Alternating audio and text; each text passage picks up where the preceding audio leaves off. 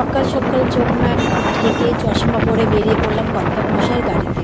তো যেহেতু সূর্যের তাপটা এতটাই বেশি আর গরমটাও খুব পড়েছে, তো সেই জন্য দেখো চোখ মুখ আমি ভালো মতো ঢেকে নিচ্ছি। আর এই দেখো সকাল তখন 7:30 কি 1:15 বাজে, আমাদের রোডের অবস্থা দেখো একদম খাখা করছে রোদ্দুরে, মনে হচ্ছে যেন পোখর মানে 12টা বাজে, ওটা পোখর রোদ্দুর এতটা। তো কর্তামশাইয়ের সাথে কোথায় গেছি সেটা তোমাদের সাথে বলার জন্য ভিডিওটা পুরোটা করেছি। তো দেখো, তো সকাল তখন 7:30 তোমাদের প্রথমেই বললাম, তো 7:30 বাজে তখন আমরা চলে গেছি। তো কার বাড়ি গেছি দেখো তোমরা এক্ষুনি দেখতে পারবে, একটুখানি ধৈর্য ধরে বসো।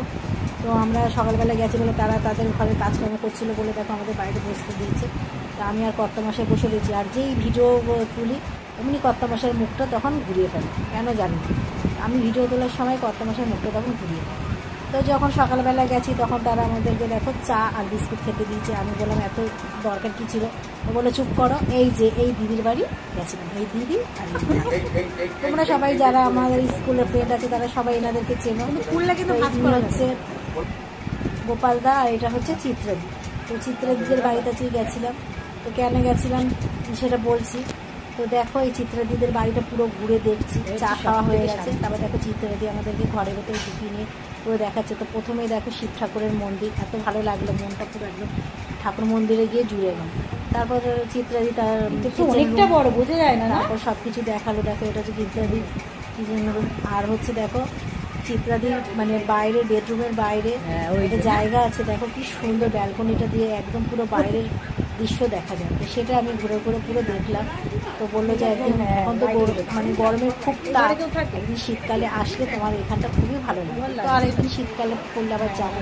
তো দেখো চিত্রাদির সাথে আমরা কথা বলে চা খাওয়া হয়ে গেল, দাদার সাথেও গল্প হয়ে গেল।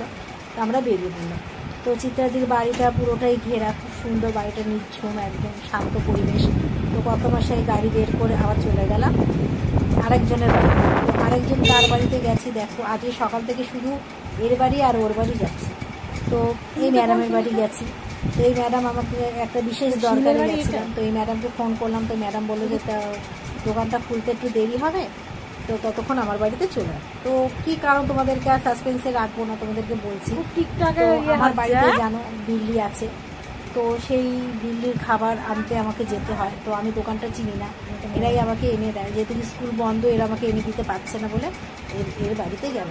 তো দেখো এ কী কাজ করে সেগুলো দেখালো, মেশিনটা দেখালো, মেশিনে পাঞ্জাবির বোতাম, শার্টের বোতাম এগুলো সেলাই হয়। তো এই কাজ করে ওনারা হাজব্যান্ড ওয়াইফ। তো সেই মেশিনগুলো আমাদেরকে ঘুরিয়ে ঘুরিয়ে দেখালো যে কীভাবে বোতাম, জামার শার্টের বোতাম লাগানো হয় একদম মেশিনেতে। দেখো সুন্দর একদম ঝট করে বোতাম লাগানো হয়, পুরো একদম সেলাই হয়ে যায়। আর ওখানে ঘাট হয়।